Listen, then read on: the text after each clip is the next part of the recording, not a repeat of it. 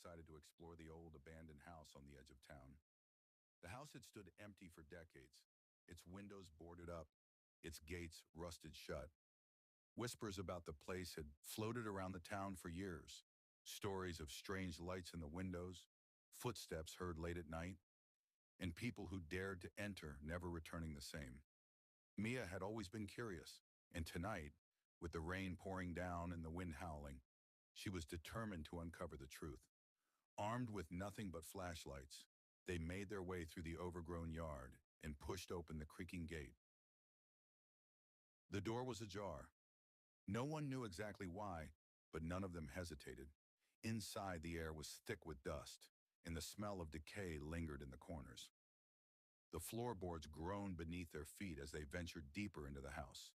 They wandered through the rooms, finding old furniture covered in cobwebs, walls peeling with age, and strange symbols etched into the woodwork. But what caught Mia's attention the most was a door at the end of a long, narrow hallway, hidden behind a thick curtain. There was something about the door. It was different. The wood looked newer, as if it hadn't aged like the rest of the house. Without a word, Mia approached the door. Her hand hovered over the handle, her heart pounding in her chest. The others stood behind her, unsure of what to do. But before anyone could stop her, she turned the handle and pushed the door open. The room inside was unlike any other in the house. The walls were covered in old photographs, but the faces in the pictures were obscured by a dark, inky stain that seemed to move. The floor was littered with strange carved symbols, and in the center of the room stood an old wooden chair, its back facing them. Suddenly, the door slammed shut behind them. Panic set in. Mia tried to turn the handle, but it wouldn't budge. The air grew colder. The shadows seemed to stretch unnaturally across the room. And then, from the chair, came a voice, a low, raspy whisper.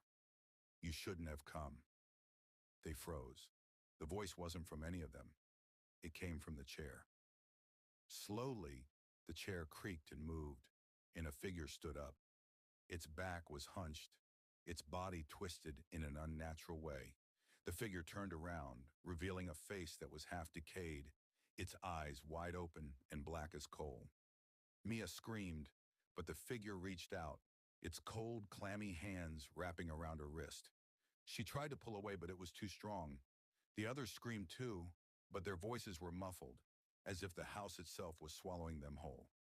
The figure's lips curled into a twisted smile. "You came seeking the truth, but you'll never leave." With one final